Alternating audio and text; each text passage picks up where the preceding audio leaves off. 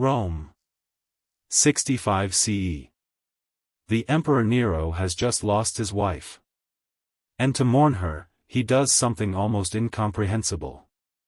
He orders Rome's entire supply of a single spice, burned. Not a handful. Not a ceremonial pinch. All of it.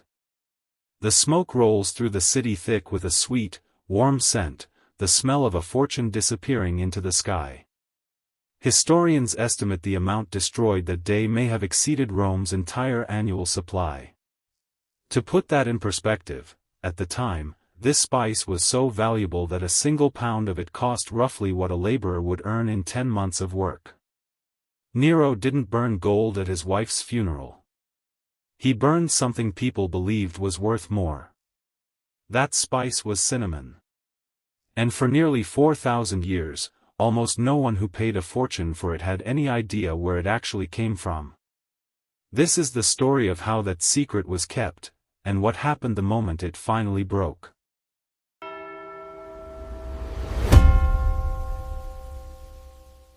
Today, cinnamon costs a few dollars a jar. It sits in the back of the spice cabinet, mostly forgotten, pulled out for the occasional batch of cookies.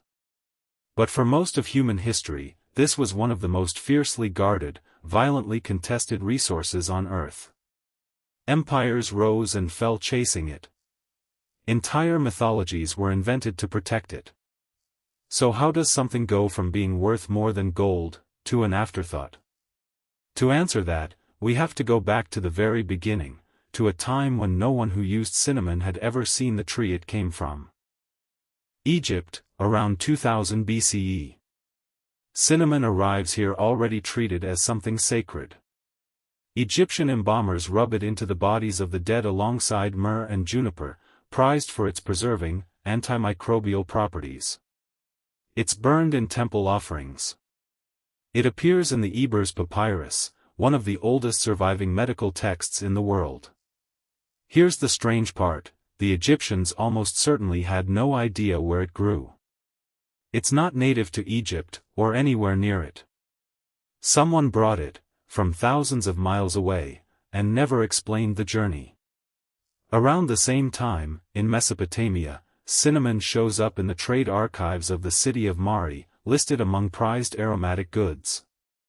And centuries later, it's written directly into the Hebrew Bible, commanded by name as an ingredient in the sacred anointing oil described in the Book of Exodus, and celebrated again in the Song of Solomon. 3 separate civilizations. 3 sacred uses. 1 shared blind spot. Nobody who valued this plant enough to write it into their holiest rituals actually knew what it looked like growing in the ground. So who did know? And more importantly, why weren't they telling anyone? The answer is, traders. Arab and Phoenician merchants had built a trade network stretching from South Asia, through Arabia, and into the Mediterranean world, and cinnamon was one of their most valuable products.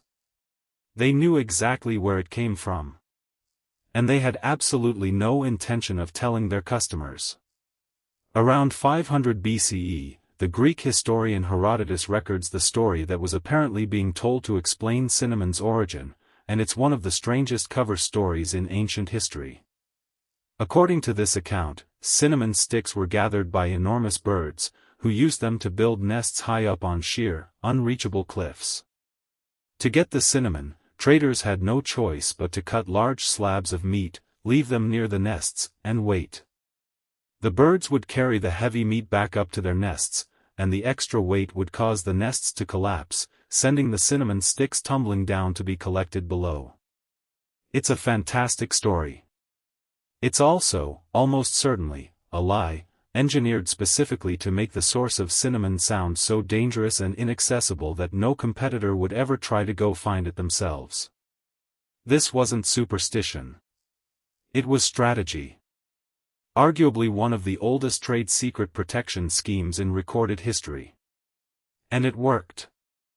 The same period gives us myths of the phoenix, said to build its nest from cinnamon, frankincense, and myrrh before burning and rising from the ashes, another story tangled up with this same mysterious, unreachable spice. For roughly 1,000 years, the lie holds. The Greeks buy it. The Romans buy it, literally. The Roman naturalist Pliny the Elder records the going rate for cinnamon in the 1st century CE, 300 denarii for a single Roman pound. For an ordinary Roman worker, that was somewhere around 10 months of wages, for roughly 300 grams of dried bark. It's used in Roman funeral rites, in perfumes, in offerings at temples like the one dedicated to Apollo at Miletus. Which brings us back to where we started. When Nero ordered Rome's cinnamon supply burned at his wife Poppaea's funeral, he wasn't being careless. He was making the single most expensive grief gesture available to any human being in the ancient world, and everyone watching would have understood exactly what that fire cost. An empire had built an entire economy of grief, ritual, and status around a plant they'd never seen growing. Eventually, someone was going to stop paying the price of not knowing, and go looking for the source themselves. Fast forward to medieval Europe, and the mystery hasn't gone anywhere, it's just changed hands. Venetian merchants now control the flow of cinnamon into Europe, buying from Arab intermediaries and reselling at enormous markup. Demand is so high, and margins so large, that cinnamon becomes one of the driving obsessions behind Europe's age of discovery, the hunger to cut out the middlemen entirely and sail straight to the source. In 1498, the Portuguese explorer Vasco da Gama achieved something Europeans had wanted for over 1,000 years, a direct sea route to India. The walls that had protected this secret for centuries, distance, danger, disinformation, are starting to crack. The next chapter of this story is going to happen fast.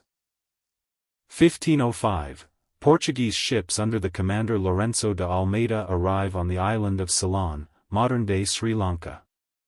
And there, finally, after 4,000 years of myth and mystery, Europeans see the truth for the first time. No birds. No impossible cliffs. Trees. Cultivated, harvested, and processed by hand, by people who had been doing this work for generations, and who had simply never been the ones telling the story. The secret breaks almost immediately. Within decades, Portugal controls an estimated 90% of Europe's entire cinnamon supply. But finding the source doesn't end the story. It just changes who's fighting over it. By the mid-1600s, a new power arrives, the Dutch East India Company, the VOC. The Dutch ally with the inland kingdom of Kandy, drive out the Portuguese, and by 1658 take full control of the cinnamon trade. But what they build isn't just a trade relationship. It's a machine. The VOC creates an entire government department, the Mahabata, or Cinnamon Department, run by an official literally titled the Captain of Cinnamon. Cultivation, harvesting, and export are all controlled by the state. Private cinnamon growing is made illegal. And the labor behind it isn't free. The VOC enforces a forced labor system on the Salagama caste, compelling the skilled work of stripping and peeling cinnamon bark, work that requires real expertise, without the freedom to refuse it. The numbers tell you why they bothered. The VOC earns an estimated 2.5 million guilders a year from cinnamon alone. This is the part of the Great Spice Trade story that doesn't usually make it into the romantic version. Behind the ships and the maps and the fortunes, there were people whose skilled labor was extracted by force, for over a century, to keep that fortune flowing. A monopoly this profitable, this deeply institutionalized, what could possibly end it? In 1796, during the chaos of the Napoleonic Wars, the British seized Ceylon's coastal territories from the Dutch. By 1815, they've conquered the inland kingdom of Kandy as well, bringing the entire island under British control. And then, in 1833, something happens that hadn't happened in over 1,000 years of this story. The British end the state monopoly. Cinnamon is finally open to private trade, free, at least on paper, from centuries of secrecy and forced control. You'd expect that to be the happy ending. It isn't. Here's the twist nobody was expecting: freedom didn't save Ceylon cinnamon. It exposed it to competition it couldn't survive. Through the late 1800s, cheap, high-yield Cassia, cinnamon's close botanical cousin, grown in China, Indonesia, and Vietnam, begins flooding the global market. Cassia bark is thicker, easier and cheaper to produce at scale, and in some varieties, it actually contains more cinnamaldehyde, the very compound responsible for that signature warm, spicy flavor. Prices collapse. The true cinnamon monopoly that empires had fought over for 3 centuries becomes commercially irrelevant almost overnight. And here's the part that will probably surprise you the most: that competition never really stopped. Today, the overwhelming majority of what's sold as cinnamon around the world, in your grocery store, in your kitchen cabinet right now, isn't true cinnamon at all. It's Cassia, cinnamon's cheaper cousin, wearing the same name. The plant that empires conquered islands for has quietly become the rare one. True cinnamon never disappeared. It just became a specialty. Sri Lanka remains the world's primary source of cinnamomum verum, still hand-peeled by skilled workers using techniques that have barely changed in centuries, a delicate, paper-thin bark curled into layered quills, entirely different from Cassia's thick, single-layer bark. It's a craft that, today, has fewer and fewer people left who know how to do it well. Meanwhile, modern science has started looking seriously at what the ancient world seemed to sense instinctively. Cinnamaldehyde, the compound at the heart of cinnamon's flavor, is now being studied for genuine antimicrobial, anti-inflammatory, and antioxidant properties. The clinical picture in humans is still incomplete, but the ancient instinct that this plant was somehow special wasn't entirely wrong. 4,000 years. Sacred offering. Guarded secret. Conquered resource. Global commodity. What's actually left, when you strip all of that away? Cinnamon was never valuable because it was rare in some absolute sense. It was valuable because, for most of its history, a small number of people controlled the story of where it came from, and how hard it was to get. The moment that story broke, the price broke with it. Egyptians embalmed the dead with it. Nero burned a fortune of it in a single afternoon. Empires conquered islands and enslaved skilled workers to control it. And now it sits in a $2 jar in the back of your kitchen cabinet. Next time you shake a little into your coffee, or your toast, or a cookie recipe, you're holding the ghost of a 4,000-year-old secret. And there's a good chance, it isn't even the real thing people once burned fortunes for. Every meal carries more than flavor, it carries the footsteps of countless generations, shaped by curiosity, necessity, and the people who came before us. The story we've uncovered today is just one chapter in a much larger history still waiting to be explored. If this journey changed the way you see what's on your plate, consider leaving a like so more curious minds can discover it. Share this story with someone who loves food, history, or both, and let us know in the comments what surprised you most, or which culinary mystery you'd like us to uncover next. And if you'd like to keep exploring the remarkable stories hidden inside everyday meals, we'd be honored to have you join us by subscribing to Culinary Lore.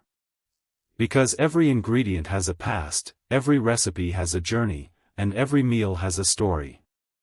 Until our next journey through the world's table, keep wondering what's behind the next bite.